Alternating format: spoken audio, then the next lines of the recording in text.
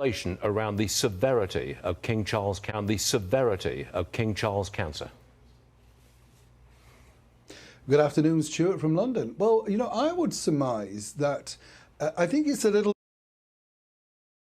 more serious than we're led to believe, the background to this. Now, what I would suggest is that What's the speculation around the royal watcher, Neil Sean? What's the speculation around the severity of King Charles' cancer?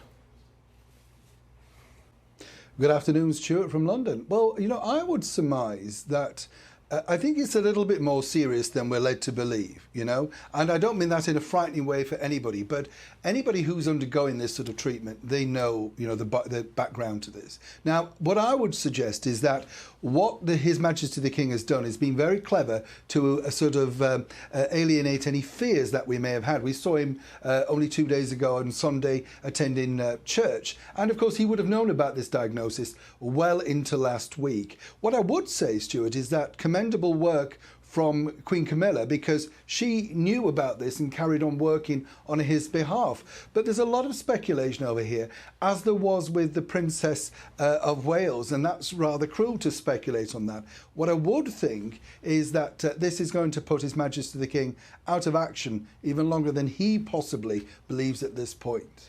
Neil, Prince Harry is at his father's residence in London now. Meghan is not there. Yeah.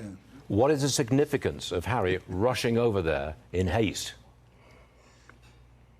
Well, let me tell you this, Stuart. Nobody wants Meghan Markle here. She is, many people suggest, the source of a lot of the problems that have ensued over the last 4 years. And that, of course, is speculative. What we do find out over here in the United Kingdom is this, that Harry, amazingly, could rush over, security problems attached to that as well, get picked up from Heathrow with royal security, no problem there. But of course he couldn't be bothered to stay too long for his father's coronation. One would surmise this, that if he goes back to America and spoke like he did about meeting Her Majesty the Queen and the right people around her, this could be the end of his reconnection, dare I say. Do you think he's got his tail between his legs? Not at all, no.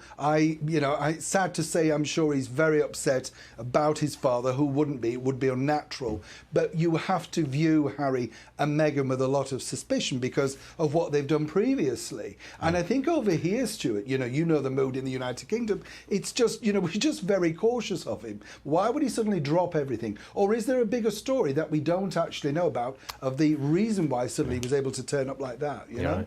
Right. Neil, thanks for being with us this morning. His ongoing story. Well, you'll be back soon, I'm sure. Thanks, Neil. Sure.